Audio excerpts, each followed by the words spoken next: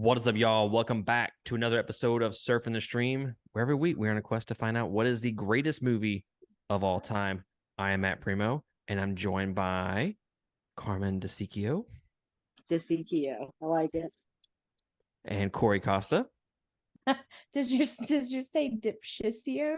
I think it like that one even better. Dipshicio. Yes. Yeah. I'm so glad you caught that. I like it. Yeah. I wish I could have said it beforehand. Dipshicio. But guys, we are here to conclude our fourth annual horror in review series. This is the first time Miss Corey Costa has joined us for the horror in review series. Actually, it's like 3 years in a row, but it's like the fourth. I don't know. The math doesn't math for me, but it is what it is. This year we are doing possession / haunting movies. One of my favorite subgenres, if not my favorite. So definitely excited to do our top 10 movies within that subgenre. Now, throughout the entire month, that's basically all we have watched. We have, and by we, I mean me, I've reviewed It Follows, The Exorcist. Losing my train of thought already. I don't remember the movies we've already reviewed. And I haven't even said anything yet. It's gonna be a shit show. I was being good. It's gonna be terrible. I did not get around to Sinister. Did not get around to that. Like any of them? No, I meant to review it. I wanted to review it, but I didn't get to. I did watch it though. Okay. Evil Dead Rises. Watched those movies, and then what was the fourth movie that I reviewed? I don't. Exorcism of Emily Rose. Didn't you? Did you review that? No, I didn't. No, we just talked about Hereditary. That was it. Hereditary. Yes, there we go. So yes, all month we've been reviewing and watching nothing but this subgenre, and it's gonna be interesting to talk about it because one, we got to start off with how we feel about the subgenre altogether. Mm-hmm. Like, how did we feel about watching nothing but these movies for at least 31 days? What about you, Corey? I love haunting movies, and I love the demon aspect of it. So I love possession movies too. That's why this list was really hard to narrow down, because I really wanted to be like serious and be like, only gonna do really serious possession and scary haunting movies. And then I watched some really bad ones and was like, oh, but I kind of like it. Carmen got a hold of you. That's what happened. Carmen got a hold of you. Good. It happens. I have yeah. She has that effect on me. So typically, for the people out there that have been following along with us for any length of time, Carmen and I have vastly different lists every single year. Vastly different. We might have one, maybe two movies on there that are the same. She usually veers off to the left field with hers. Yeah, I go a little bit more mainstream with mine, I think. See, I think that me and Matt are going to have similar ones as opposed to Dipshicio down there. Dipshicio, yeah. Dipshicio. That's harder to say than my actual last name. I know. You're right. Carmen, what did you think? Okay, we know you like horror movies. What did you think about the review cycle, though? Did it live up to your expectations? No. I honestly, when I was going through and I went through your list that you sent me, and I was like, nope. Damn, tearing me down already. No, it wasn't that. It was just that, like, because you remember the whole like list that I sent you? It was like, don't watch this. It's not as good as it is, and I like gave you a little like rundown of what happened, like Norori or Norio or whatever it is. It started with an N. I can't pull up the text message now because I'm on my phone. Are you talking about like the Japanese version of The Ring or something? Yeah, kind of. It was that, and also what was the other one? It was like a Oh, I remember. I remember. I don't remember what it was called. It was like yeah, Naria or something like that. yeah. And then there It was like was it was the Korean movie, yeah, wasn't it? and then there was another one that was the same. It was like either Vietnamese or Korean. It was like the found footage. They did like an interview or something with somebody that was possessed. And I was like, don't bother. It's not worth it. And it wasn't. But yeah, I went through, and you had good ones. You had a lot of good ones, and a lot of good ones that I haven't seen yet, and I still have yet to see because I still haven't seen The Exorcism of God, which I wanted to watch it, but I'm too cheap to rent. Don't do it. Okay. Don't do it. Okay, For the then love of God, don't do it. case. Oh, all right. So I won't rent it then and watch it. Good choice. Good. Okay. So I Okay. have 31 movies ranked on Letterboxd for this particular review cycle. Okay. The Exorcism of God is ranked number 31. Wow. That's I gave it half of a star. wow. That's wow. Yeah. Okay. I really fucking hated that movie. Jesus. Man. That was actually wow. The Exorcist. It can't be that bad. Is it really that bad? Was I it fucking like the hated it. alien movie, the ground, whatever alien movie that we watched that was absolutely terrible that I recommended everybody watch? Okay, we gotta squash something because you keep saying, is it as bad as this movie? Look, there's no movie on the face of the earth that comes close to the Alien movie. Okay, No. like that's an unfair criticism. It really is. I'm still I still get angry at myself for watching it, and I want to put everybody else in that same misery, so I have to like you have to watch it. It's so terrible. Like it'll make you angry. It really does. It's almost kind of like saying, is this movie as good as The Dark Knight? I mean, I don't think a whole lot of movies are as good as The Dark Knight. It's kind of like, but this is worse. So I think it's easier to make a shittier movie than it is to make a good movie. Yeah. Yeah. That's true. It's hard to make a good movie, especially if you have like really bad acting. So me personally, this is my favorite subgenre. I was super fucking excited to do this. And I don't know, like I liked I liked the majority of the movies that I watched for sure. I would say I liked 25 out of the 31 that I have ranked. That's not too bad. That's not too bad. Actually, yeah, that's pretty good. But I kind of expected more, kind of expected more. So that's kind of where my disappointment is just a little bit for this. You expected to like more, or you expected more out of this subgenre? Both. Okay. Like when I did my ranking, like y'all over there saying, "Oh, this was difficult." Mine wasn't that difficult, to be honest with you. Like maybe the hardest part was trying to figure out what was number 10. Okay. And I can't wait to see what y'all's number 10 in. Yeah. So it's going to be very interesting when we get into this, into our top 10s. So here's how it's going to go. We're going to go one by one, naming our top 10, back and forth. If one of these movies is on your top 10, we can go ahead and talk about it right then and there, and you can just say what number it was. As far as what gets included in this, so if someone gets possessed anywhere during this fucking movie, it gets counted. Okay. If there is some kind of demon involved, a house haunting, something gets haunted, and a demon, the devil, all that shit is involved, it gets counted. There is one movie on this list, on my list, that we may have to have a debate about, and we'll get to it eventually. But I will die on this hill that it deserves to be on this list.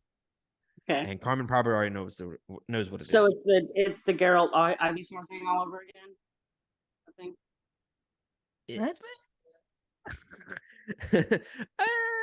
Maybe. Okay. It's funny that you mentioned that because Chris and I recorded the BioShock 2 review deep dive a couple weeks ago. And at the very end, I teased BioShock Infinite, and I said, my opinion for Infinite is going to be more controversial than the Venusaur versus Geralt segment on our podcast. This is going to make or break us. It's gonna be great. Good. So yeah, those are kind of the parameters. We can kind of argue amongst each other with what we picked. I do know that I think we all agreed that Insidious gets counted as one, right? Yeah. All right. I'm cool with it. Except 3 and 4. Those don't really count. I mean, they count, but they're like separate ones to me. I feel like they all have what's her name in it, the little psychic lady. So I just count them all as one big bundle. One big bundle. Yeah. She was in the 4th one. She's in all of them. She's in all of them. She may be like a ghosty, but she's in all of them. Okay. I didn't know if they counted as ghosty things. Ooh. Yeah, I like what you did there. I like that. All right, so let me go ahead and pop open the girly drink.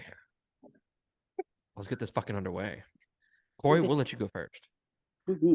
So 10 is my last pick, right? Yep. Making sure. All right, so I'm gonna do number 10 is gonna be Five Nights at Freddy's.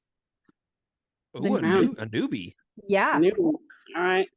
We watched it. We watched it the other night, and so the kid loves the game. I've never played the game because I'm a ninny, and I don't like to have things jump out and scare me. And I know that it's a cartoon, but I really don't give a shit. So he was really wanting to watch it because he's like me. He rabbit holes into like the lore of everything.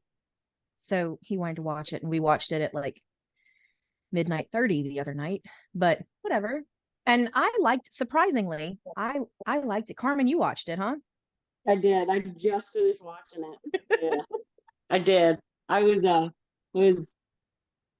liked it, and then it started getting like family time. Did you hate the power of friendship part? Brayson didn't like that. I did. I actually think I went out and smoked. I was like, the only thing that Brayson liked about that part was when Bonnie like knocked herself out and fell over and then did the little thumbs up like that. He was like, that was the best part of the whole family equals love thing is when Bonnie fell over. Yeah. So, but I liked the concept behind it.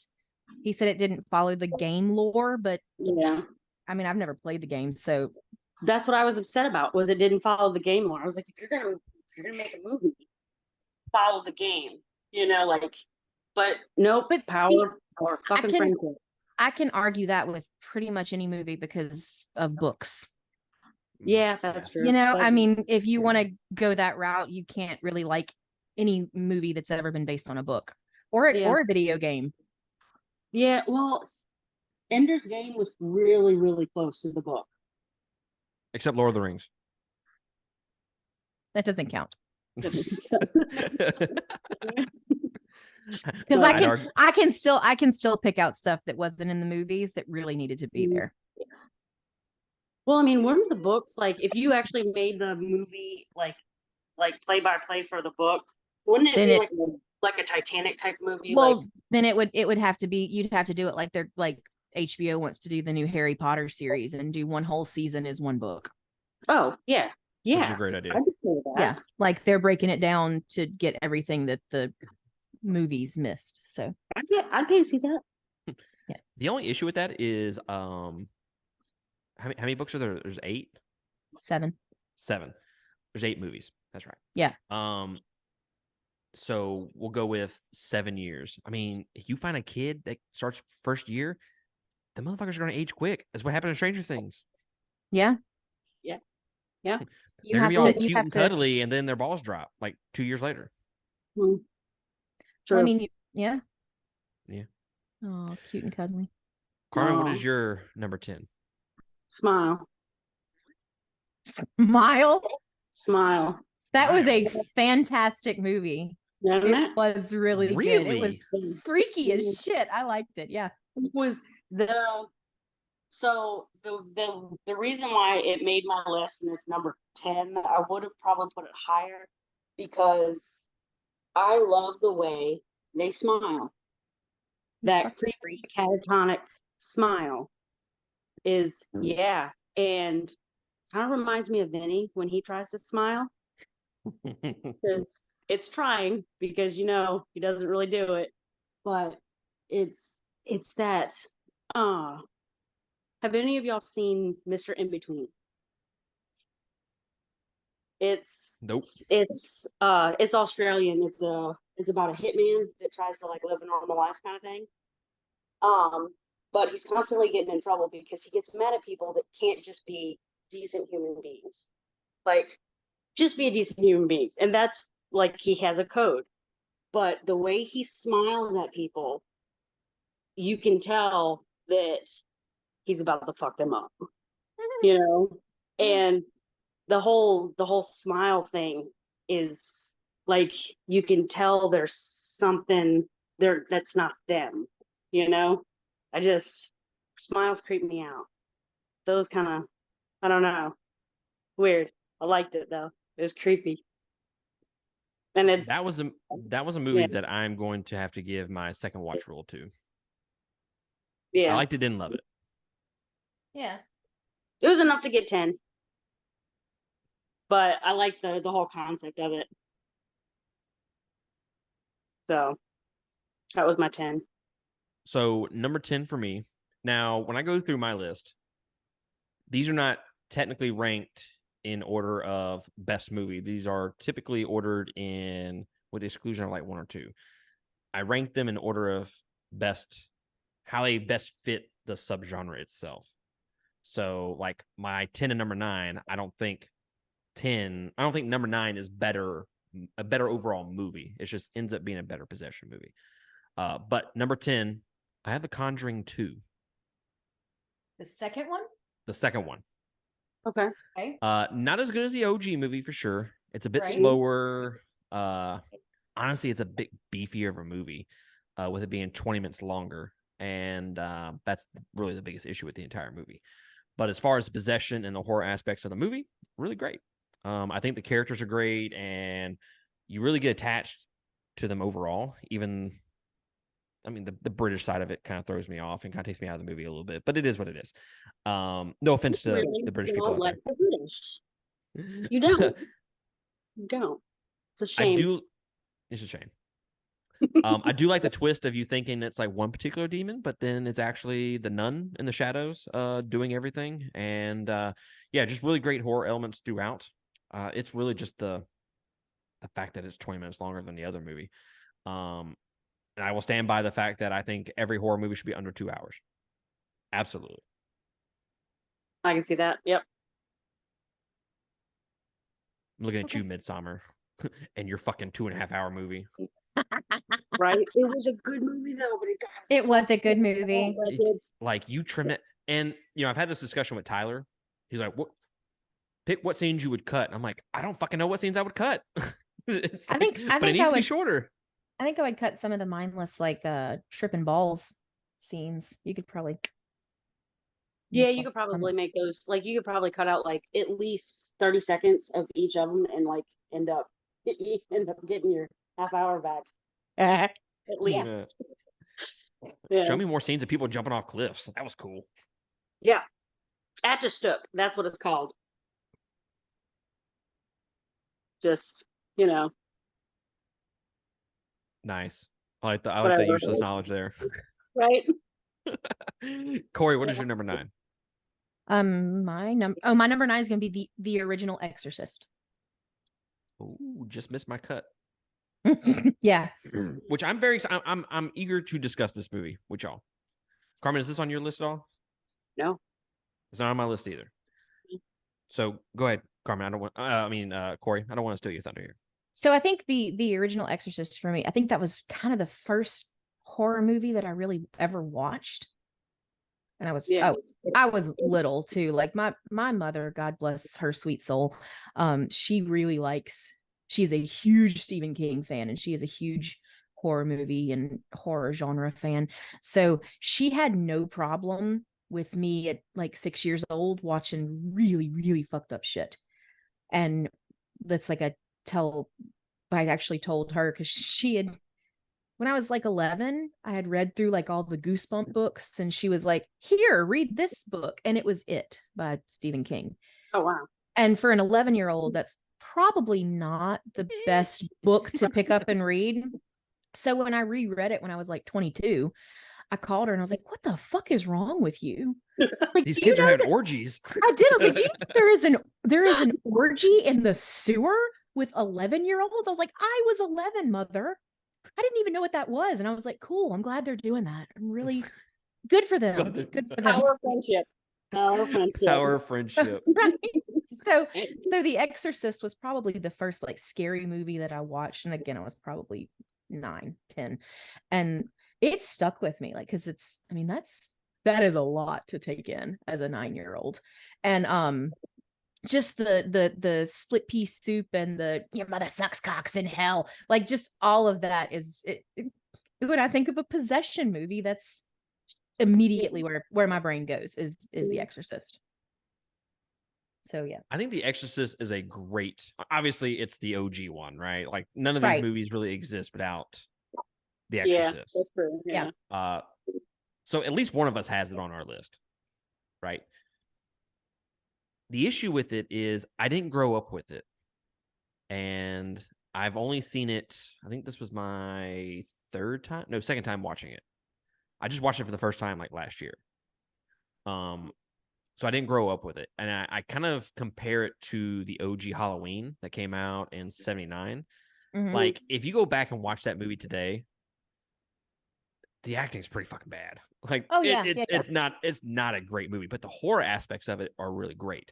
But there's a lot of like shit wrong with that movie. But I grew up with it. I watched it kind of like same age as you grew up with The Exorcist. I watched that movie since I was like fucking 9 years old. So like Right. I can look past that shit and just absolutely enjoy it for what it is. But I don't have those beer goggles aspect to it with The Exorcist. I don't know. That's just the way I look at it. Well, yeah, absolutely. I But gotcha. there are some great fucking scenes in that movie. Oh yeah. Jesus fuck me. Jesus fuck me. Right. Right? Like I was perpetually scared of a crucifix because Right. there was a lot happening. It's a lot of shit happening. Wow. Yeah, great movie. Great movie. Doesn't make my list just because it's not something I would willingly go back to on a regular basis. Yeah. I think that's why it didn't make my list, is because I've watched it so many times, it lost its feel. Because I saw it when I was like 12 or 13, because I snuck and watched horror movies. So, because I wasn't allowed. And Poltergeist and Exorcist were the two movies I That's the watched. two. Yeah, that's Yeah. probably the two that I had too. Is Poltergeist and Exorcist. Yeah. And Poltergeist, I was afraid of the dark for quite a while. Like anytime the lights would go out, I'm like, no, somebody's behind me. Poltergeist. I swear to God, if I ever have to see that movie again. Yeah, it was creepy.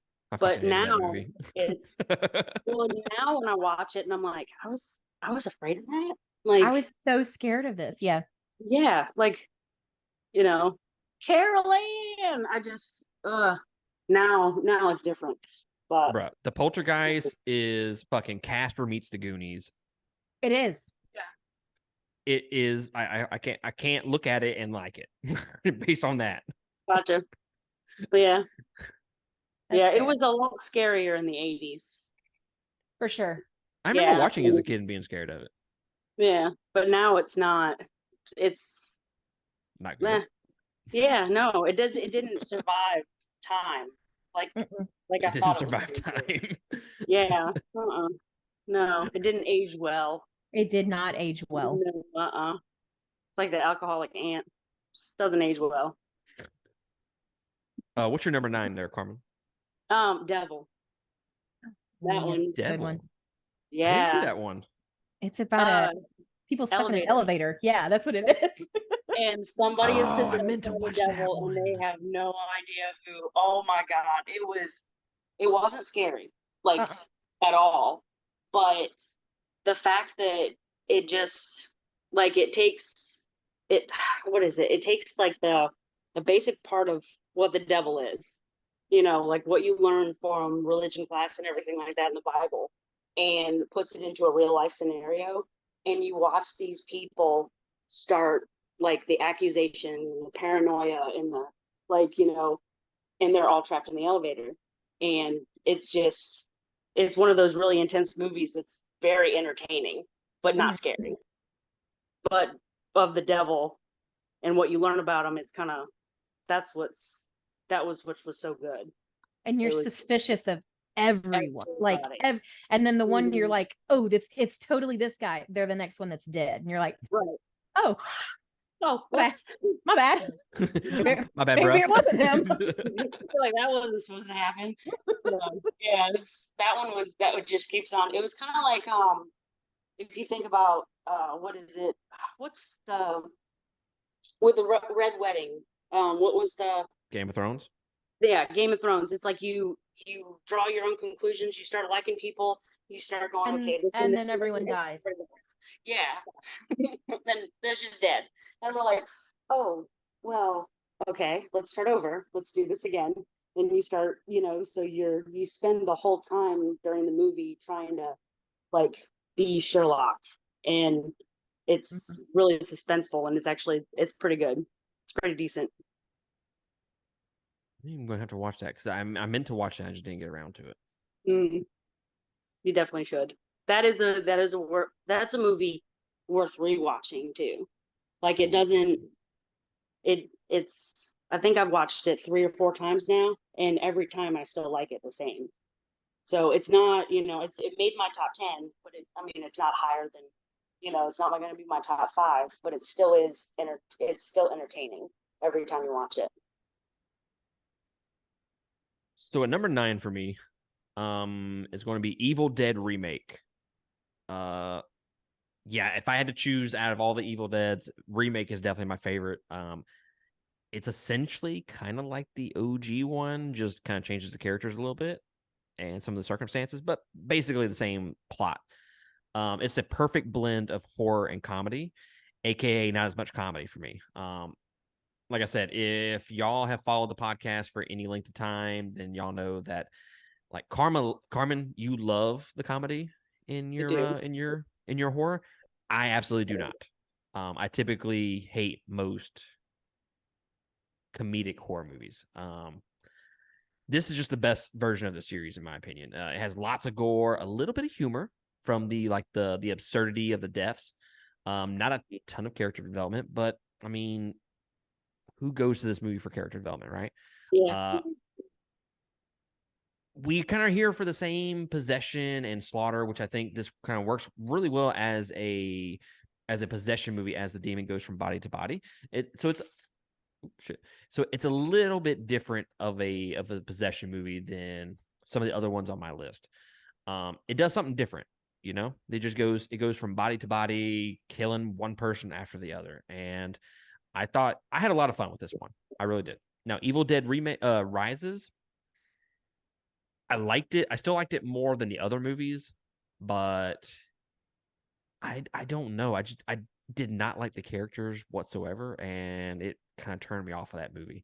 And it also wasn't very, like, the deaths just weren't that great, honestly. But overall, I really do enjoy Evil Dead remake, and I ended up reviewing it for this review cycle, so y'all can go check out that review as well.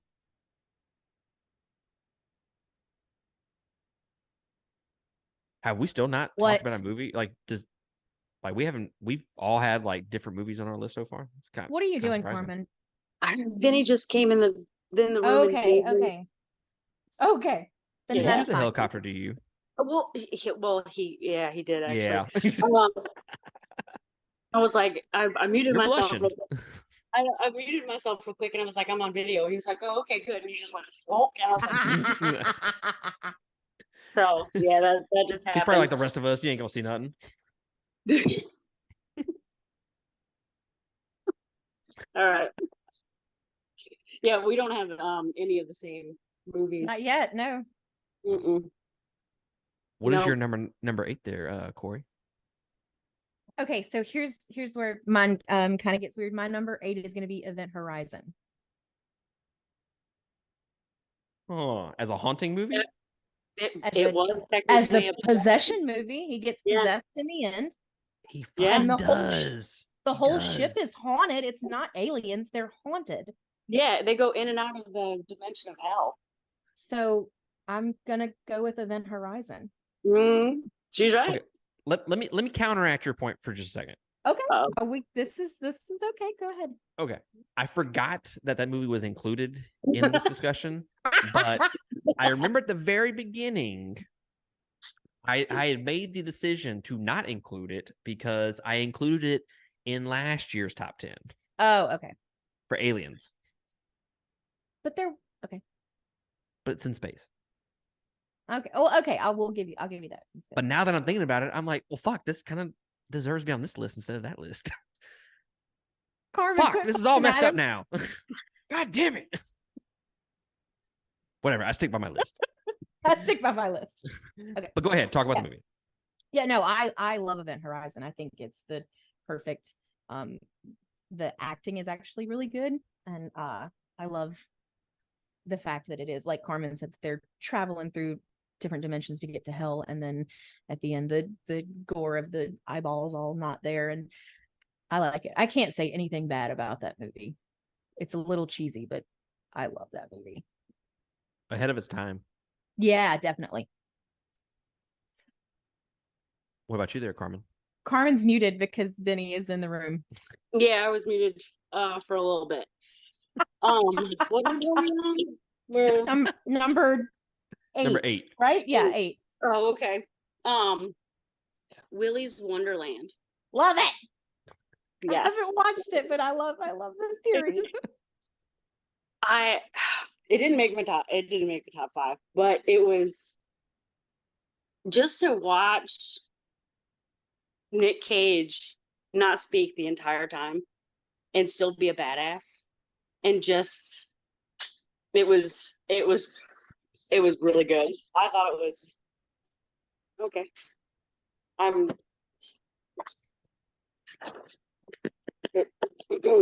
sorry, Penny, again. Yeah, they can hear you. Tell him I need you focused. This is why we can't have nice things. Yeah, this is why we can't have nice things. He's holstering himself, he said. Look, we'll save that for afterwards. Right? We have plenty of time for that. Right. So, no, okay. So, yeah, Willy's Wonderland. Willy. Jesus. Shout out. Right? No, it was, I thought it was really good. I thought it was worth rewatching. It's one of those entertaining movies that I could probably watch over and over again and still laugh every single time and still enjoy the movie every single time. So the whole haunted animatronics, awesome. It was better than Five Nights at Freddy's because I don't like that family time, holding hands bullshit. I hate it. Hate it so much. I do. But this one was good. No, it was pretty good. It was pretty good. I enjoyed the humor in that, and that's saying something coming from me. Nick Cage was badass, and he was sexy with that beard. Very. Everyone's better with a beard. There's something about beards.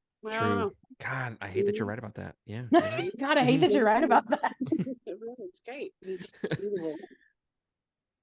So number 8 for me is very much an unconventional choice for my list. Okay.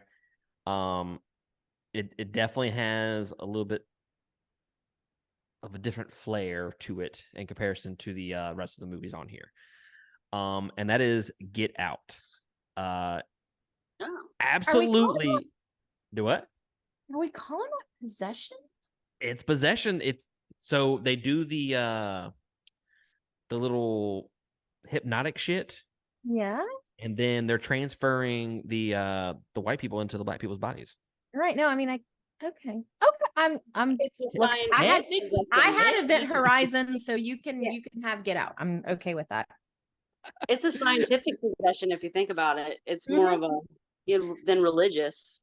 So it's just it's all about technicalities here. And this is technicality. So like I said, while it is technically speaking, probably a better movie than probably a couple of others on this list.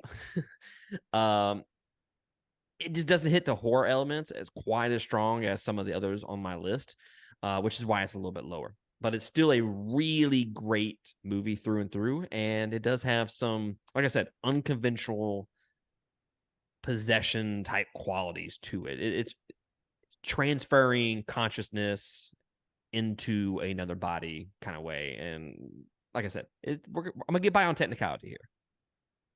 Oh, I mean, yeah, I mean, that does count because I mean, if you think about it, the person that's being possessed still is in there. They're just So, and they, yes, I think that's like what happens is the guy's like, ah, help me kind I of thing. will I will never argue with you about a Jordan Peele movie. I think he's phenomenal. He does really good. He was surprising. That was, yeah. Nope, so good, so Yeah. good. What was it? Nope. Nope, that was the alien one. Oh yeah, that was.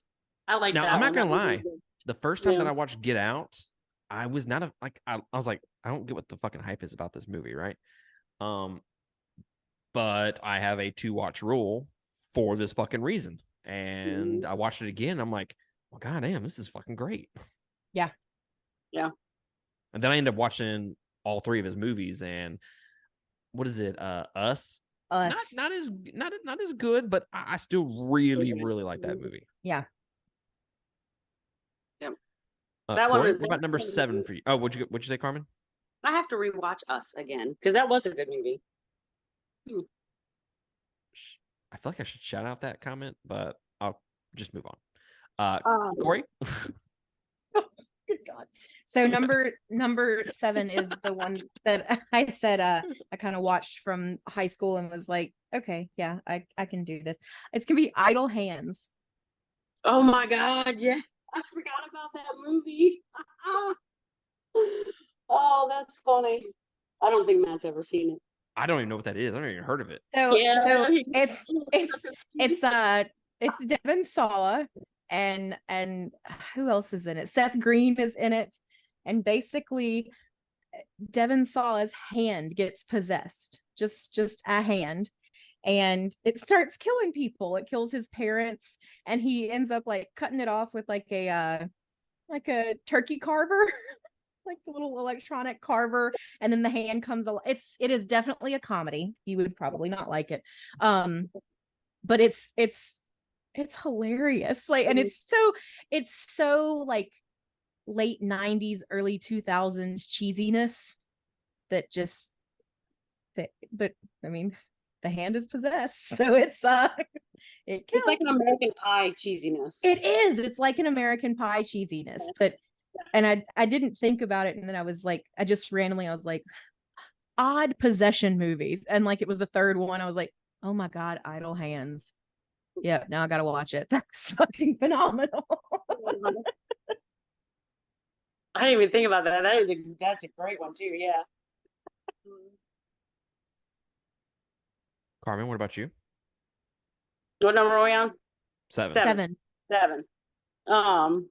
Insidious, the first one. Ooh, too low. Yeah, way too low. Ooh.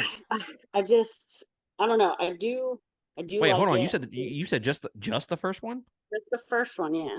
Just the first one. The second one was good. I liked the first one better than the second one. 3rd and 4, they're good, not noteworthy for me.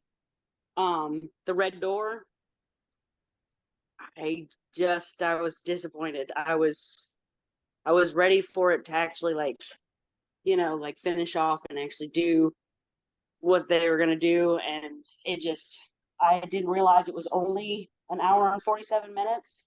I thought it was like 2.5 hours, and I was like, oh my God, when is this going to end? I was like, can I like finish this tomorrow or something? And I'm like, no, of course not. I can't because I have homework. So I was just like, I was kind of like doing the fast forward thing through the Red Door, like getting to and I was like, yeah, the first one is the best one. And I just kind of, I don't know. I like the first one, but it wasn't the top 5. So the first one has more. It's more to me. It's more scarier than the second one for sure. Yeah. And it has more horror elements in it. The second one is straight up a fucking possession movie. Straight Yeah, up. for sure. But Corey, have you seen The Red Door? I haven't seen The Red Door yet.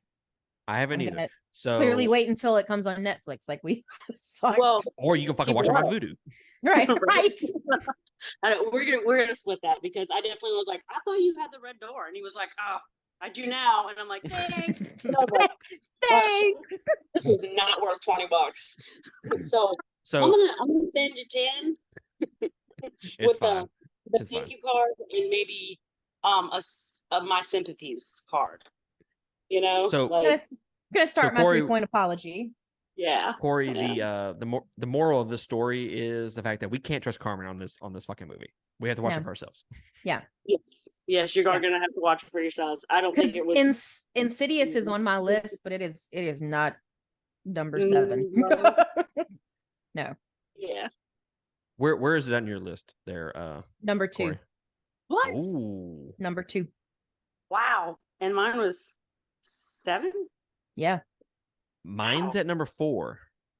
Wow.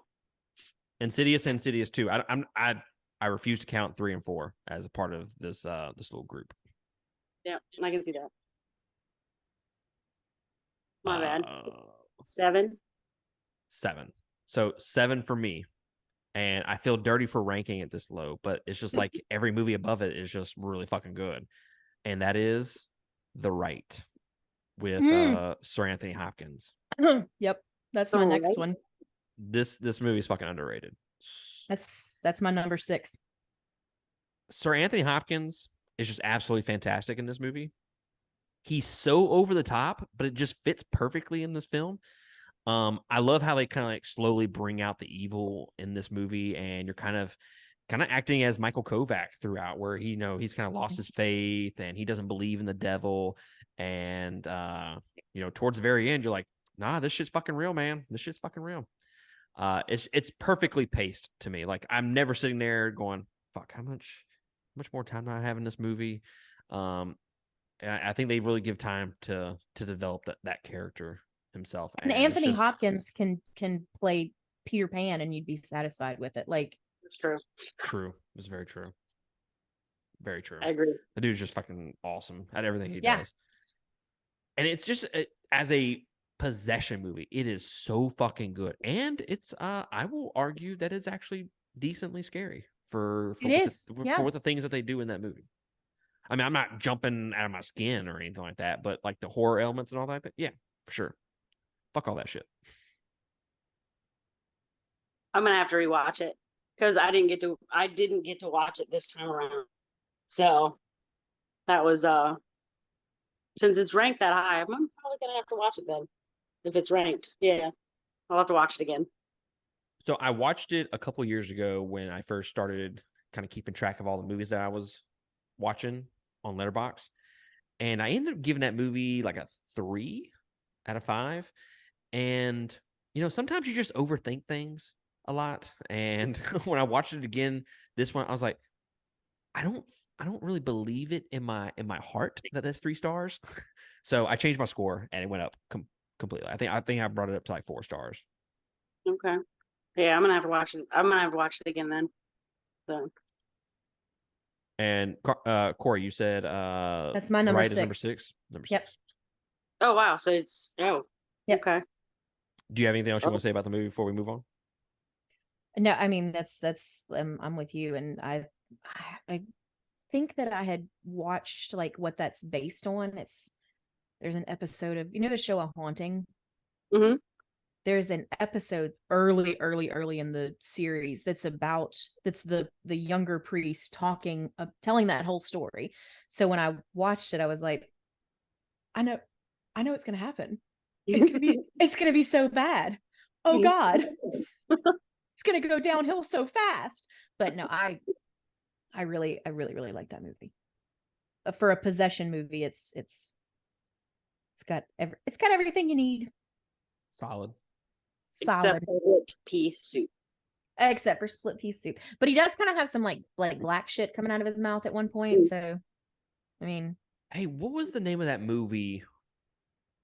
it had like it told like the very beginning of the movie.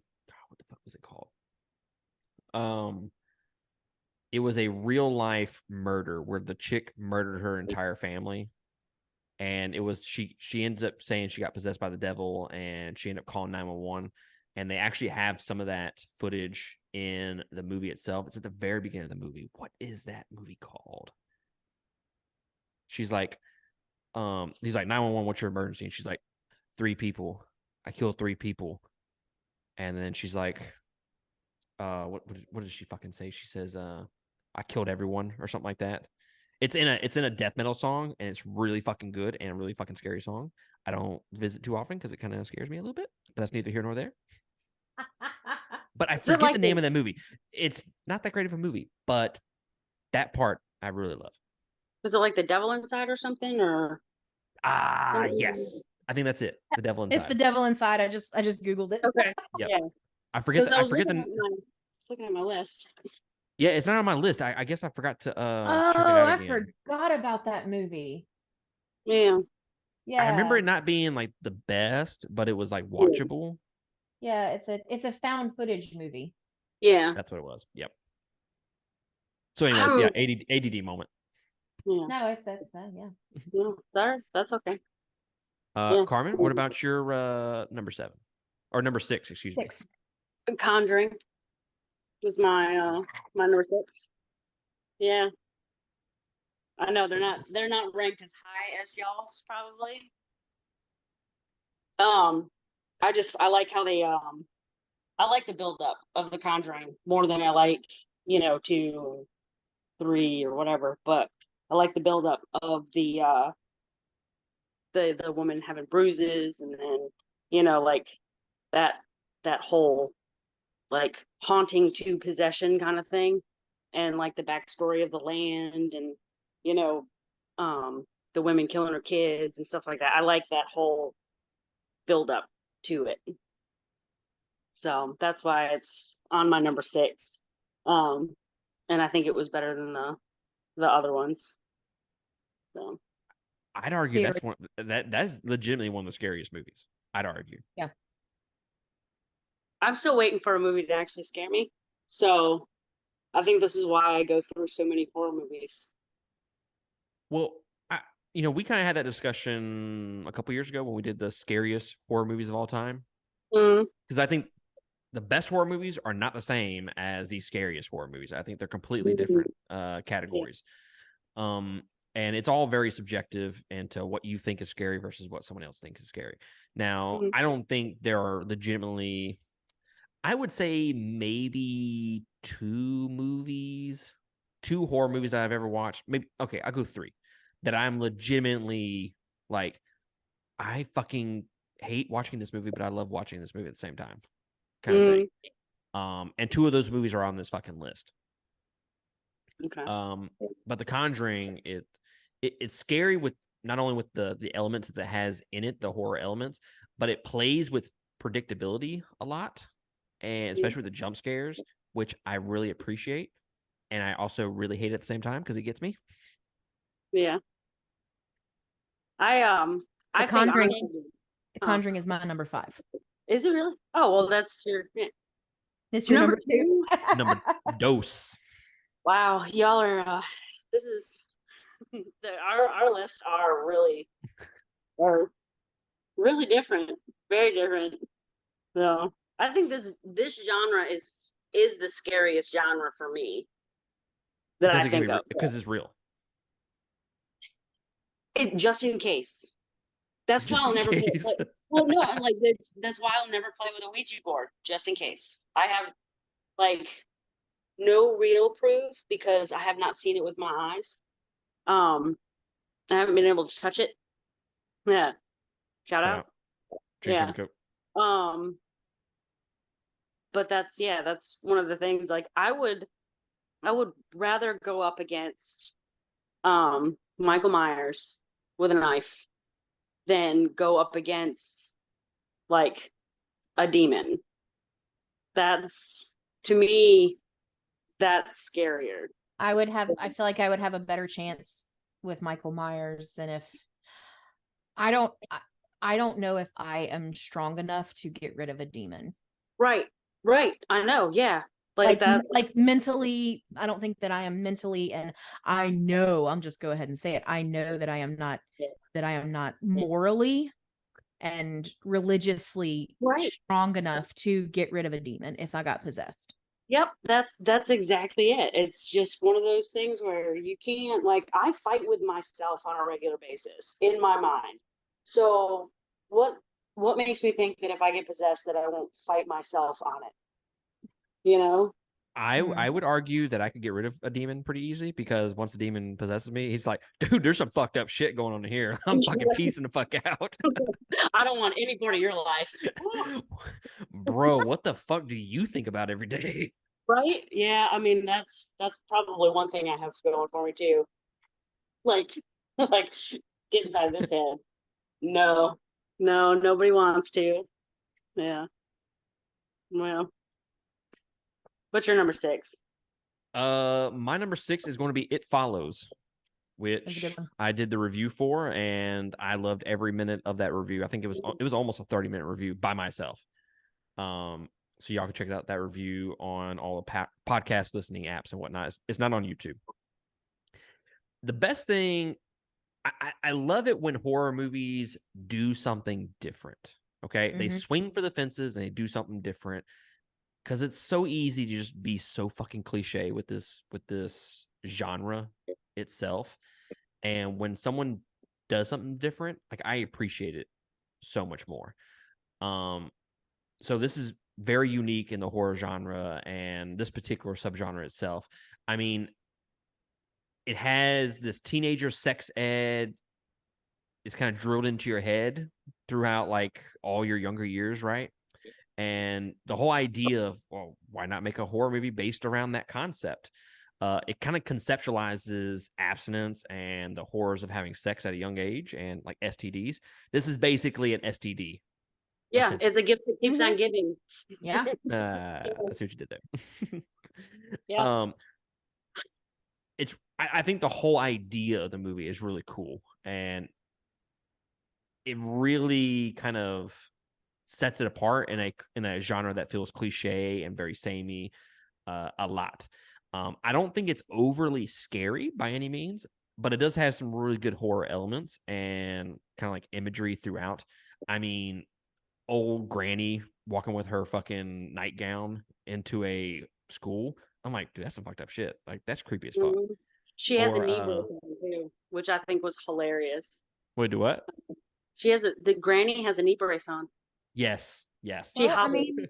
I mean, She hobbles. I just love it. It's great. I really like. This is another movie that has fallen under the rule of the 2-watch rule for me. And I think this is the third time I've watched it. And I love it more every single time that I watch it. I love that Stranger Things kind of like 70s, 80s vibe to it with the synths and electronics and the score. And look, I can go on and on about this fucking movie. Just go check out the review if you are interested in my more in-depth thoughts about it. But it's a really fucking good haunting movie. That was my number 2. Oh. hard. I know. Damn. Yeah. A stalking ghost that you can't get rid of. Like, and that's like if the person that you have sex with, you give them the haunted herpes and they die because of said haunted herpes, it comes back to you. You have, like, I don't know, like, it's kind of like going into remission and then, by I'm the so way, like no, keep going with this. Like, I'm so interested in this. you have another flare up. That's what that is. That's basically it. So you have to keep on giving said, Haunted herpes. haunted herpes to everybody else. So basically, it's like you're gonna have to be a hoe bag if you want to survive. Just saying. So the thing about that movie is, he has sex with the prostitutes at the very end of the movie. And Corey, have you seen this movie? Okay. Yeah. All right. Make sure I'm not spoiling anything. Oh no, I've seen it. Okay. So he has sex with all the prostitutes at the very end. And I'm like, and then at the very, very end, you see someone kind of following them again. And it's like, I don't know, was that the demon or was that the curse or is it not the curse? It kind of leaves it open to interpretation. Mm. Well, the announcement of they follow kind of ruins that interpretation now. It was definitely following them. But like, what a good idea to go have sex with prostitutes, you know? Like, but how did it come back to you so quickly? Because Like, maybe he didn't pick very busy prostitutes. yeah, bro, you gotta go to a bigger city, man. Yeah. Yeah. You I can't be bet going to you the city with one prostitute. their pimps were not strong with their pimp hand, I'm guessing. Right? Let me warm up Yeah. my pimp hand. Yeah. So they didn't get as much business as they should have. Bitches be tripping. Bitches be tripping, fucking right. Yeah. Holy moly. Corey, what is your number 5? And my number 5 is the original Conjuring. Oh yeah, that's right. Yeah. So, I'll save my thoughts for it in a little bit. Yeah. Carmen? I think it's the least like Hollywoodized of the Conjurings. Like, because the second one kind of starts getting the second one lost me when they did the what was the tall man thing, the bendy man or whatever. When that thing came out and started chasing him, I was like, I'm done. This doesn't make me happy. You know what I'm talking about. I can't remember the name, the damn guy. I do know what you're talking about, but it's just funny because I was like, ghost herpes and you're the bendy man. The crooked man. It was the crooked man. Excuse me. I'm sorry. It's Babadook. So I will Babadook. I will agree with you. I think it is the least Hollywood-fied Conjuring movie on there. It still has its fucking moments that I roll my eyes with. Like The Conjuring, look, it's not a perfect movie. By any means, it's not a perfect movie. It does have that Hollywood aspect to it, and I do roll my eyes, but goddamn, everything else about it is perfect. Good movie. It is a good movie. Carmen, your number 5? Annabelle Comes Home. The third one. Annabelle movie. Was not expecting that to be on any of I these was top 10s. not expecting that at all. So when I was a kid, I had a doll that would talk and like feed me, and it would cry, and then you'd have to change it and stuff like that. But it wasn't like they have nowadays where they are lifelike, but not as lifelike as they were when we were kids. They like had the eyes that went back, like when you tilted the head back, it would close the eyes and stuff like that. Like, and I remember wanting to sleep with it, and my mom would turn it off every night, to make sure that if I didn't roll over on it. Well, we forgot to turn it off one night, and I rolled over on that doll, and it just started wailing.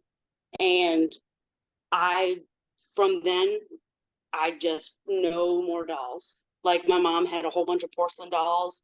My grandmother had a whole bunch of porcelain dolls, and they always seem to be staring at you because they are right. But it's like it's not like an inanimate object staring. No, at they you. are. They 1000% are following you and staring at you. And right. And I'm sorry, the thought of you playing with a doll. I know I thought that was weird too. That blows my mind. The thought of you being like, "Yay, a baby doll." I'm so sorry. I don't know whether you should take that wrong or not, but it really, I think that I perpetually think of you as a like 30-year-old human, like period. Like you were never a child ever. Yeah. You were just yes, you just came in as a 30-year-old sarcastic, grumpy human being. Yeah. And then you're like, oh look, I had a kid. He's gonna be grumpy and miserable like me too. Ta-da. And he's not weird. I know. So he looks like a little Grayson, actually. I know. Our kids, me and Carmen had kids together, and they are Grayson and Riley. They're what, 7 years apart or 4 years? Well, Grayson's 17.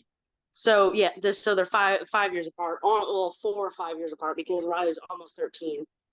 They are like almost spitting images of each other. Yeah.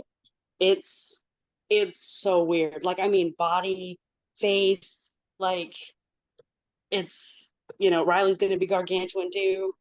It's so weird. It's really creepy. But yeah, I played with dolls. I was a cheerleader. I I did ballet, jazz, tap. I was in choir. Yeah. Mhm. Yep. I love, Yep. I love Corey. I mean no disrespect, but it's probably disrespectful when I say this. All right. I mean, I'm not trying to offend, but It's But probably yeah, offensive. no. Well, when I told Riley I did ballet, he goes, "Yeah." He's like, "I can't see you as a cheerleader." And Vinny was like, "Yeah, I can't either." He goes, "Well, no, like I can't see you as a cheerleader because the shape that you are." And I was like, I was not always a potato. I was like, that's rude, Riley. God damn savage. Yeah, oh, yeah, Riley is pretty quick with wow. with it. Yeah. So little sidebar before I talk about my number 5. I think I completely fucked my list up. We're on I think I number 5 already. do what? I said we're on number 5 already. Did you fuck your Yeah. list up? Yeah, because when you said doll, I forgot to fucking include Chucky in my fucking list. See, he's on my honorable mention. Yeah. The Child's Play is on like Bro. my honorable mention because Mhm. how do you not think about Chucky with a possession? Because I mean, Totally fucking forgot about him. We even talked about all the Chucky movies like We last did. I week. know. Damn. I fucked that up. Yeah, because I've never seen So Chucky. if I'm shooting from the hip here, Chucky would be very high on my list. The first two, at least. well, yeah, Now yeah. the last two, I will stand by. Those are terrible movies, but they're fucking fun, and I would watch the fuck out of them. Have you watched the show? I have not. So I am currently watching the show. That's the other thing is Rory and I are watching the show on the truck, and it's pretty good. It's worth a watch. With old Mark Hamill. Wait, no, he did the remake. No, yeah, no. This is the Sci-Fi Network's show. No. It's need not to Mark check Hamill. That drastically lowers my expectations of it. It's not. It's actually it's pretty good. And Jennifer Tilly's in it, and I love her. I don't know Yeah, who I she is. love her. That's the chick from the Seed of Chucky or the Bride of Chucky. Bride of Chucky. The blonde that talks real breathy like this. Mhm. That's Okay. a fucking great impression. That is good. As soon as you said talks like this, I knew exactly what you were talking about. Mm-hmm. All right. So my number 5 is going to be Deliver Us from Evil. Okay. Yeah. This is on my all-time favorite list. Anyways, the reason why I love this movie so much is because, and Carmen and I have already kind of talked about it on previous episodes. I just relate so much to what's in this movie because of the first responder aspect of it, and how that affects someone that kind of deals with bullshit on a consistent basis. It kind of just fucking eats your soul alive. Yeah, I actually just watched that. Oh, so good. It is good. And it's a little bit different because typically you don't have like multiple possessed people in the movie rather than just one. So they do kind of change things up a little bit. And the way they connect all the people together to kind of lead back to Sean Harris's character, who is a fucking creepy fucking villain. I will stand by that. Was really great, and it has great horror elements throughout, and yeah, it's just a completely relatable movie.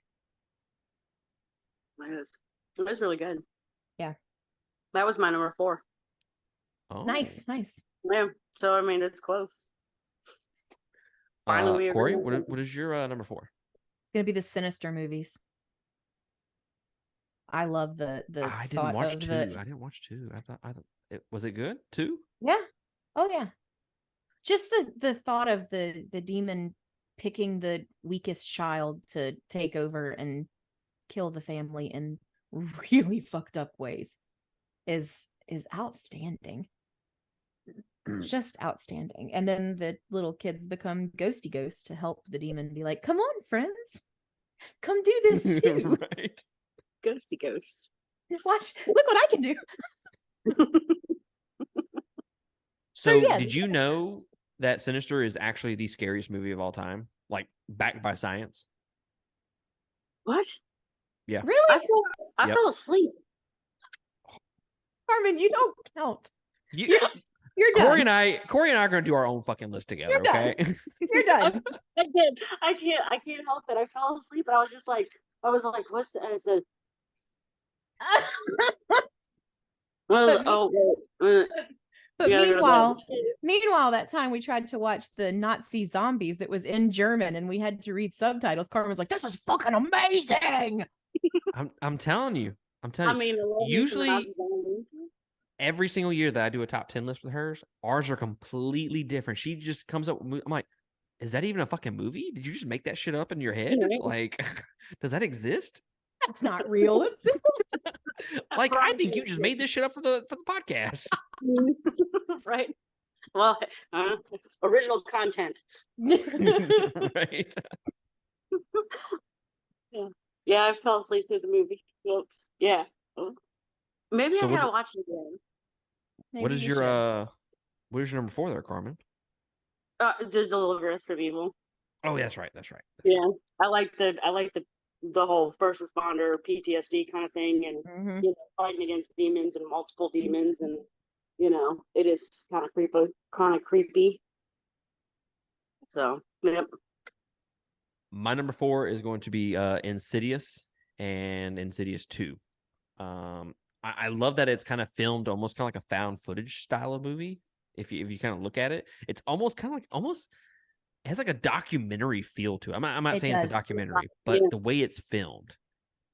Mm-hmm. And I find that really interesting because you don't see many movies kind of like that. Mm-hmm. Creepy as fuck movie. Okay. Creepy as fuck. I really like the old vintage vibe of like the score and especially like the opening title card. And let me tell you guys, this is backed by science. Tiptoe Through the Fucking Tulips is the scariest fucking song ever. Yes. Every time I hear that, before even the Insidious came out, I remember it was a part of something. I can't remember exactly what it is, but every time I hear that song, it does creep me out, and I think of something horror related. Fuck even before Insidious. It gives you the heebie-jeebies for sure. It does. Yeah. And the dude's in there doing the shit to his nails and like, bruh, this. Yeah. Yeah. That is what's scary. Yeah. What about your number 3 there, Corey? Oh, you're gonna hate this. No. My number 3 is The Shining. Interesting. That was actually good, but yeah. I tried to watch that today, but I couldn't get around to it because we were so fucking busy. If I absolutely had to, this is where the nerd in me is going to come out. So if I absolutely had to, I would tell. Okay, so Stanley Kubrick's The Shining is phenomenal. I love Jack Nicholson. He plays crazy really, really, really well. It's very believable that he went in here with good intentions and just went batshit nuts and got taken over by this hotel and by these ghosts in there and tried to kill his family and all of that. So that is always going to be a gold standard movie for me. But if you want to go and really get into the Stephen King craziness of it, there is a mini series that's like a 3-part mini series that it was like a made for TV movie type thing. And when I tell you it follows the book to the letter, now it's 3 I think it's 3 parts and they're like an hour a piece, so you gotta dedicate some time to it. But when I tell you it follows the book perfectly, and it was Stephen King did a lot more with that than he did with Kubrick's, because Kubrick kind of gave him the big fuck you in his movie.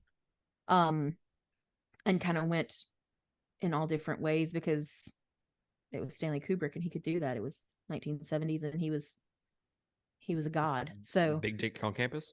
yeah.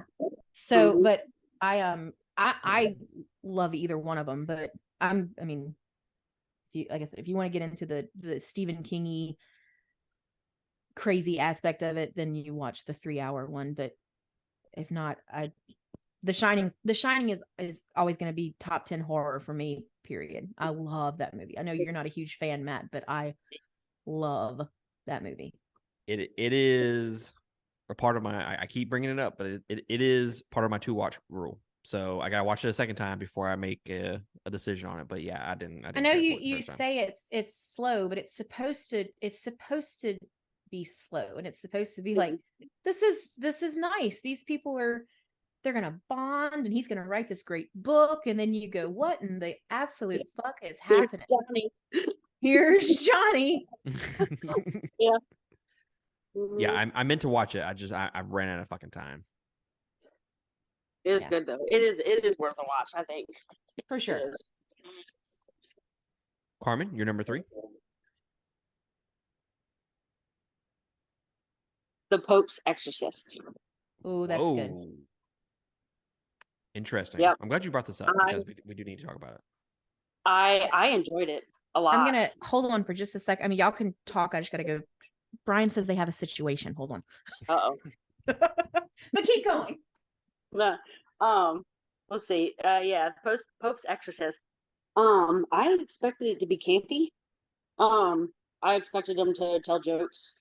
I don't know, like, I guess because I saw Russell Crowe, I was like, I'll give it a shot because I don't think of him as an Italian exorcist. You know, like when I think of Russell Crowe, so I was like, okay, like I just lost his name. The guy in the last right. Anthony Hopkins. Anthony Hopkins. When I think like Anthony Hopkins, I can see being a priest. Russell Crowe, not so much. So I was like, let me give it a shot. And it was actually surprisingly good. I like the fight. I like the exorcist actually saying okay, like to being possessed, and him getting possessed and like trying to fight that whole fight of that internal thing was phenomenal. And I'm like, I could do that shit. There's no way I could do that. But I mean, floating's cool, but there's no way I'd be able to fight that. Asmodeus. Yeah. I love the fact that it turns into a Marvel movie at the very fucking end. Yeah. Mm-hmm. Like yeah. I'm watching, I'm like, oh, this is pretty good, and then it straight up turns into a Marvel, like a superhero movie. I'm like, did I click the wrong movie? Did I swap over something? And then they teased how many sequels? 200 sequels? Yeah, right. Yeah, Legion. But so when the wall kind of collapsed and the guys were like, "Oh, I can't see anything. Let me light a flare." I'm like, "What are you doing? What are you doing?" And then he lights the flare and it just a fireball, and I'm like, "You motherfuckers!" Like, who doesn't know? Like, who doesn't think of that kind of stuff? Like, it's underground. It's in a chamber. It's been cooped up for a while. There's got to be something there. Like, you don't smell it. You don't, because gasoline and sulfur, that's what they said it smells like. So both are like kaboomy. Kaboomy. Why would you light a flare? I don't know, but it was the fact that like the one guy gets burned and he was like, my men are working here, and he's like fuck this shit, and so he's like, what am I gonna do? And then like the little boy being possessed and then the girl being possessed and like throwing everybody around the room, and like it was just like once it started rolling, I just think it just kept on getting more entertaining, and it got better. And then Marvel movie aspects, it was I really enjoyed it. I also really appreciated the fact that Russell Crowe played a really badass priest too. Right? Right? I didn't. That's what I Like was just telling you. I appreciated that a lot. Yeah, I was on the fence about it because that's what I was just telling him while you went to go deal with your like situation, whatever it was. And I expect, Anthony Hopkins, Priest, I can see it. Russell Crowe, I was like, give it a shot. Let's see. Yeah. And it ended up actually being good. Yeah. Mm-hmm. So my number 3 is gonna be Sinister. Mm-hmm. Just one of the best pure horror movies on the list. It's unpredictable. It's got great characters and a story. Some of it is cliche, but it's different enough to get a pass in my book. Shut up, Carmen. Do what? I said, shut up, Carmen. Yeah, right. You don't count. You don't count. And I also kind of love how typically every horror movie they have the haunting, and it kind of gets worse. And then towards the end of the movie, right before the third act, they discover who the demon is, and they gotta stop the demon, right? Well, There was no they stopping it. do what? There was no stopping it. Not this one, no. This But like one, in yeah. typical horror movies, But in this one, you're kind of learning things as he's learning. It's almost kind of like a mystery movie, and you're learning about the lore of Bagul through the entire movie, and it's kind of like a slow, steady revelation. And by the time he figures it out, it's fucking too late.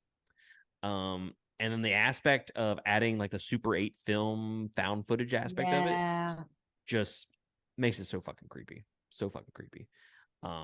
Yeah. Love this movie. And the fact that Carmen and I have talked about this before. When evil wins in a horror movie, it gets a fucking bump on my list. Yeah. Because fuck the power of friendship. It doesn't work. Corey, what is your number 2? The Insidious movies. That's right. Carmen, your number 2?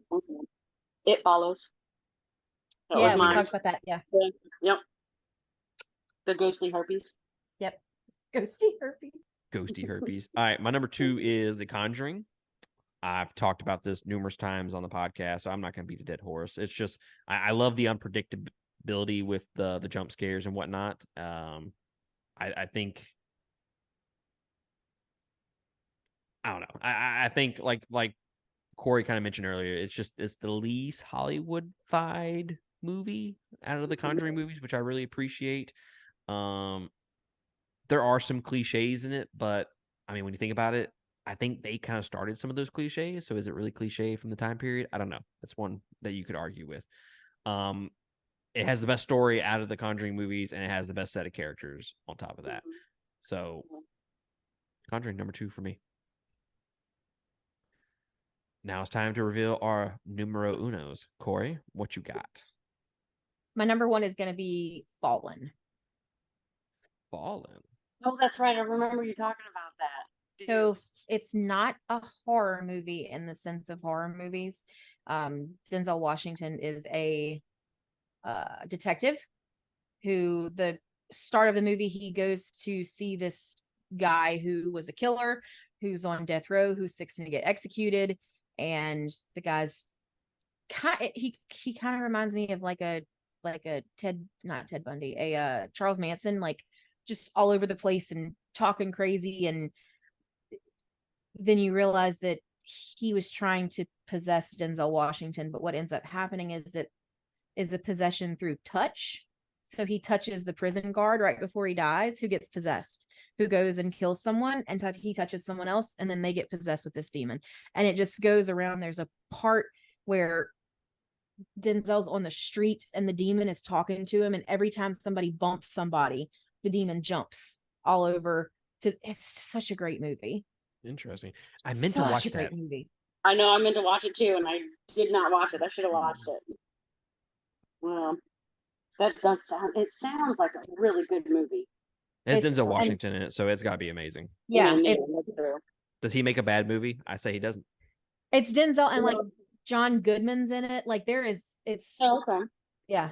It's a lot of. Yeah. Carmen, I don't want to trash your number one before you even say it, but tell us what ridiculous movie you have it at number one. What do you think is what do you think is going to be my number one? Honestly, you surprise me every time, so I don't know.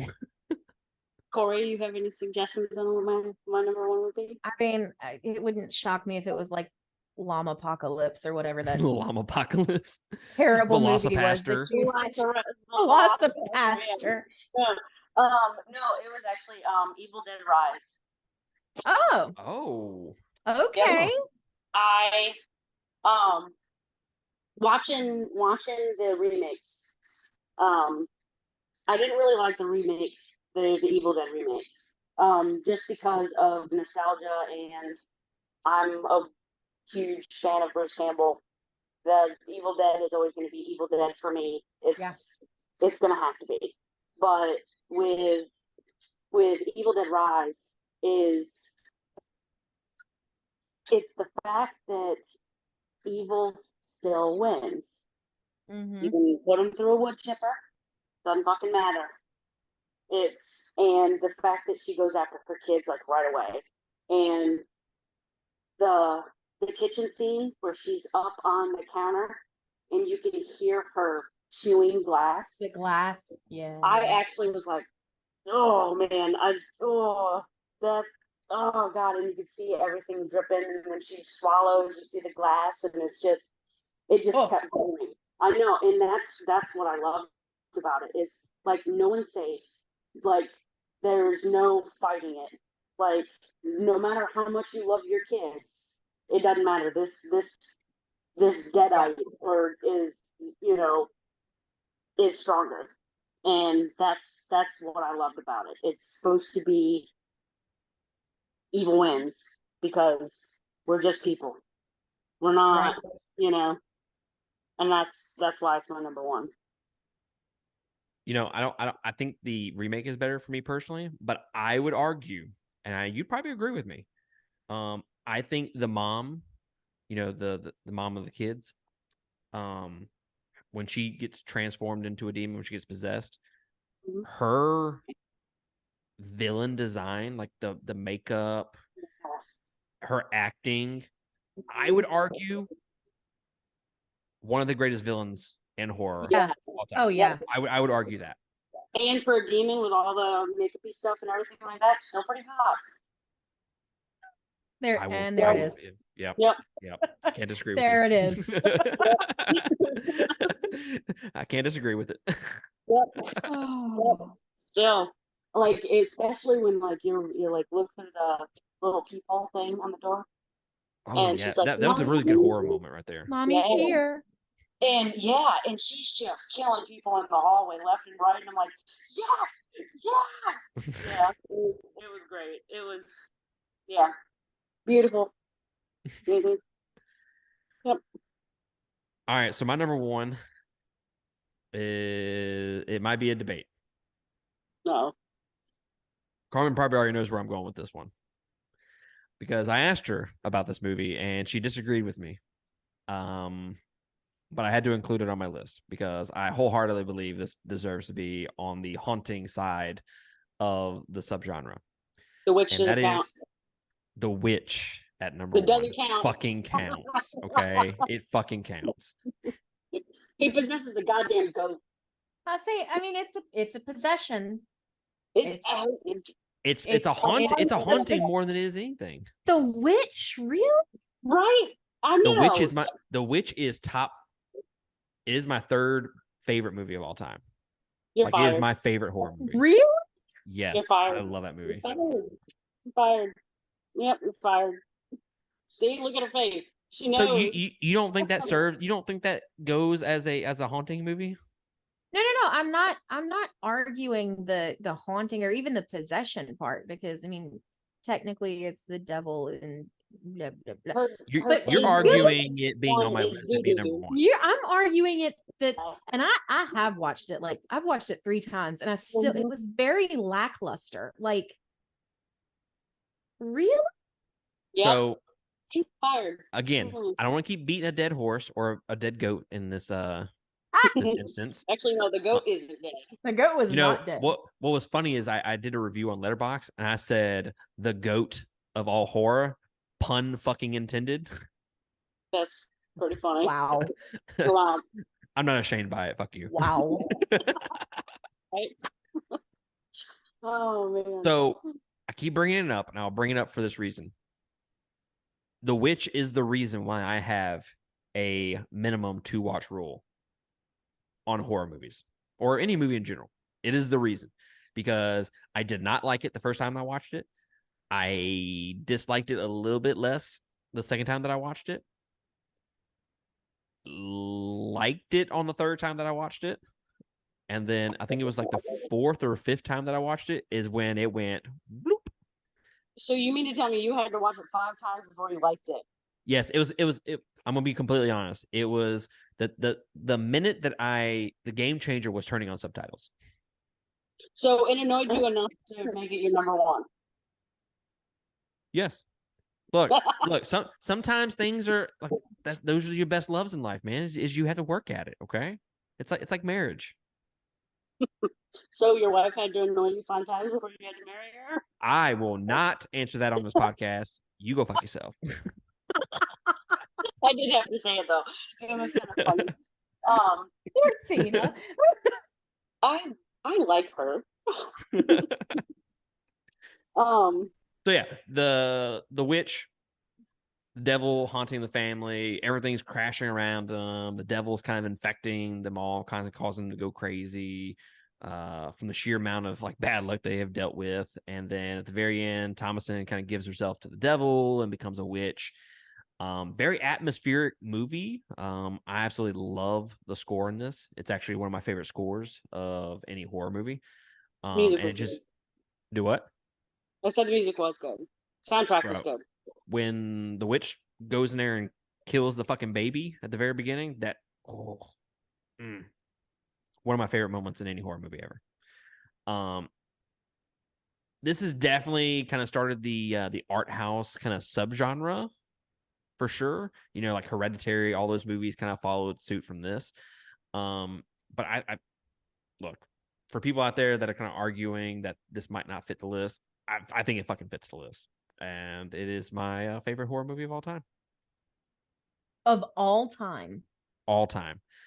So Carmen and I did your favorite horror movie of all time. Yes. Wow. Okay. So little caveat, okay? Favorite horror movie of all time. Halloween is like a cunt hair right below it. Okay.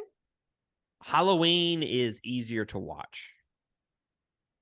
Halloween is a lot easier to watch. Yeah. It's kind of like comparing Batman Begins. I mentioned Batman on this podcast already. Batman Begins versus Dark Knight. Like Batman Begins to me is an easier watch than Dark Knight. But The Dark Knight is a vastly better movie. So that's kind of where I land. Yeah. Yeah. Okay. So disappointed in you. I don't even know. Bruh, you put Insidious at like number 9. I don't want to hear shit from you. And then you had some kind of movie called what the fuck was it? I done forgot it. But you had like Annabelle Comes Home on it. I mean, what? Yes. You did have Annabelle Comes Home. I don't want to hear shit from you about my list. Because dolls are fucking creepy. But at least it's a haunting movie. At least it counts. The Witch does not count. The devil is haunting the family. The Witch, nope. I think The Witch counts. I think it counts. It's just still. It is so. The Witch does the devil's bidding. Yeah. She's like, I don't think she actually possesses or haunts. She puts spells on them. I guess maybe technicality you can call that a possession then, because it's spell related. To do his bidding. I think I'm not gonna lie. It seems like make a mountain out of a molehill, and I think it's fine. Like I'm gonna be completely honest. Like Carmen, here's the subgenre that the witch is, which is haunting, and you're doing this. You're going right around it, You won't Yeah. touch the. You won't touch it. You won't just. You won't. I'm not touch touching the tip. You won't touch No. the tip. No, I'm not touching the tip because the tip does not reach the tip. You are beating around the bush, okay? And you're carefully selecting your words to not make it haunting. Maybe. It's kind of like you're using synonyms for the fucking word. Synonyms. Synonyms. Cinnamon. Synonyms and sweet potato pie. Cinnamon. Potatoes. Manga. Yeah, well, I mean, so yeah, I guess it's depending on the words you use. Yes, it is technically a haunting possession movie and not. Would you have put it over Child's Play? I would put Child's Play probably.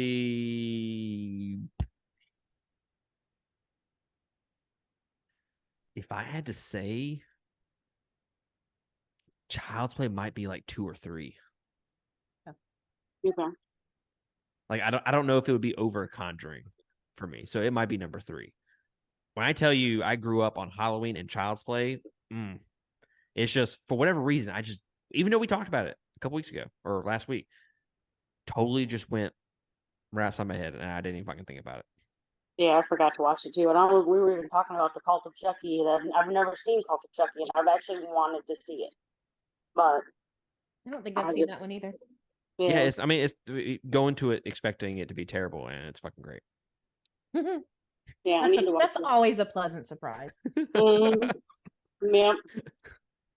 Corey, you had some honorable mentions. You want to throw those out there? So I had Ghostbusters. Yes. That does count. Okay. I had Carmen's gonna laugh at this one. So I thought about throwing a documentary in there only because it's Scooby Douche. It's Zach Bagans from Ghost Adventures. It's Demon House. And I almost threw that in there, but I didn't. I don't think I've ever heard of that. Zach Douchebaggins, yeah. Zach Douchebaggins. Brian and I love Ghost Adventures. Like that is our guilty pleasure. Yeah. We watch Ghost Adventures every week, and we call it Scooby Douche. Yep. Or we call it Dude Bruh because all they say is Dude Bruh. It is entertaining though. It really is. The Pope's Exorcist was one of my honorable mentions. And I kind of put a question mark on this. Uh-oh. What about Venom? Not a horror movie. Is it? But no, it's in his head. But he's possessed. Yep, it's the witch. So does Venom, depending on the words you use. Oh, Carmen's gonna join your side just because. No. Actually, she's petty as fuck. Yeah. Duh. But no, but yeah, Venom. She does make a good point though. That Venom actually, that was a good movie. I did like Venom. I mean, where are the horror elements in that movie? Well, that's why I put a question mark by it. Because does it have to be a horror? Okay, so let's scratch Venom. The other honorable mention, just because I thought it was fucking hysterical, was Jennifer's Body.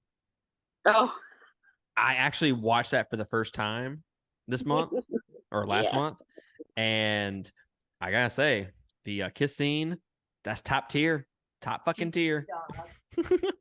That's top tier. Top tier. And actually, like I've mentioned, I'm not a fan of comedy and horror. The movie's fucking pretty good. It's pretty good. I'd definitely watch it again. Not for that one scene, but for the whole movie. That actually reminds me of kind of like a American Pie trying to be serious, but not. That does kind of remind me of that too. Like it just 100% fits Megan Fox's personality. It does, right? Like I feel like she didn't really have to act a lot. Right. It's just kind of like. It really does. Hey, come look at the script. Yeah. You really just be yourself, okay?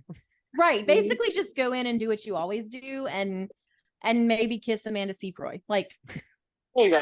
Yeah. Yep. Wow. I think the only honorable mention that I would make, that I would say, and it's not an honorable mention in the sense that it's like number 11 or 12 or anything like that. The Ring would be, it was like right on the cusp of, in my top 10. Hereditary is right there. But When Evil Lurks, it came out this year. It's on AMC and Shudder. It has a unique spin on the possession genre, which is why I am saying it's an honorable mention.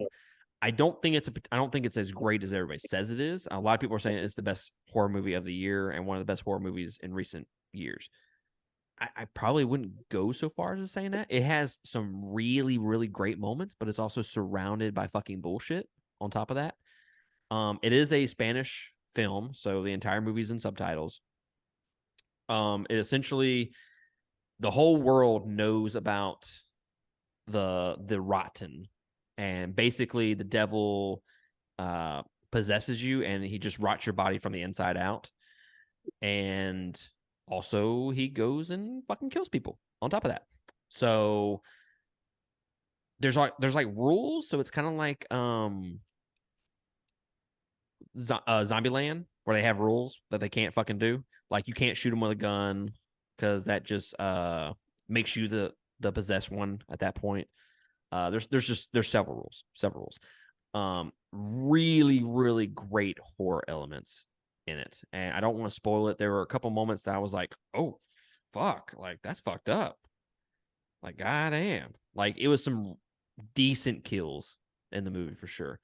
I don't know, could have been a lot better, but that's just me.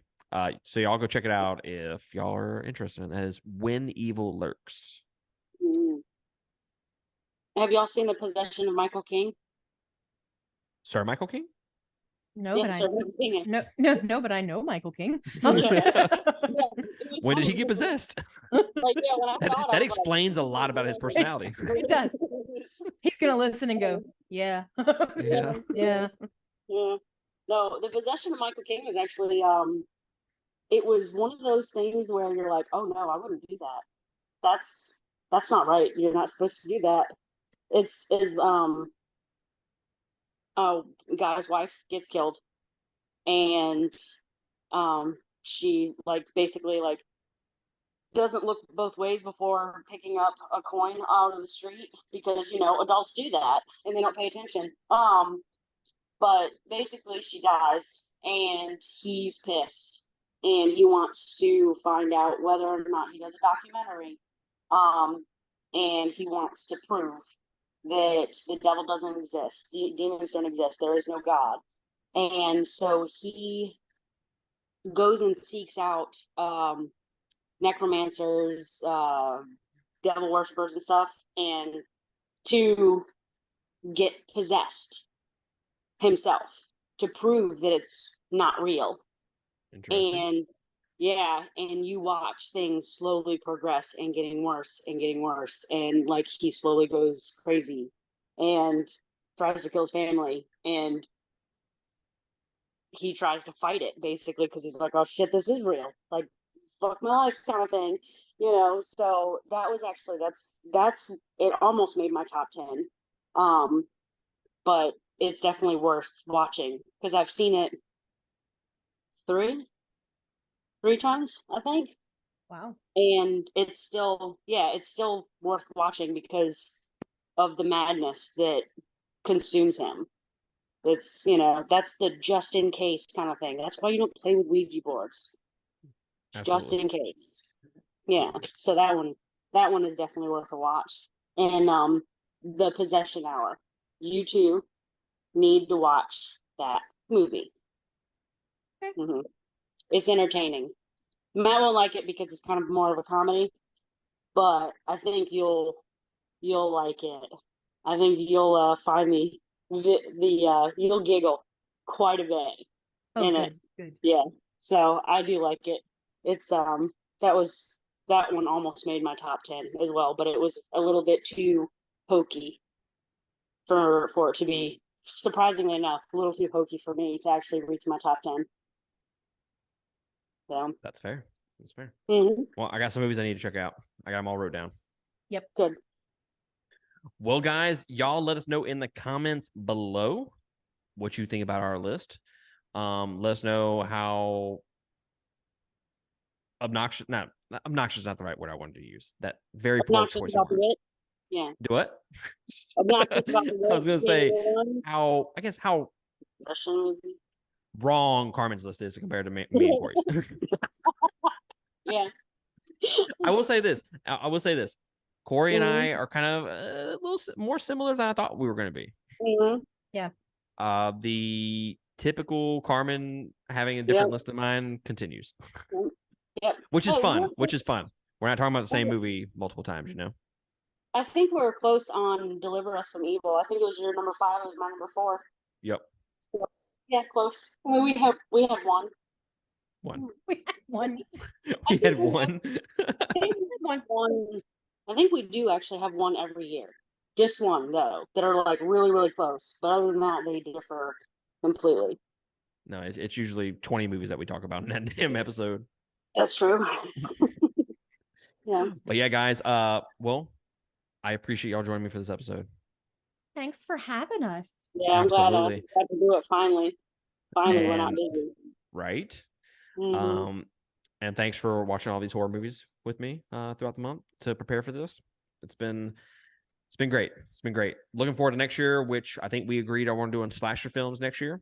Yes. Yes. Yes, gonna be a lot. Gonna be a lot of fun.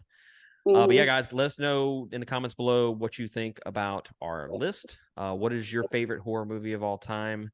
And I don't know, drop a link down below. Maybe we'll go check it out. But that's gonna be it from us. We will catch y'all next time on another episode.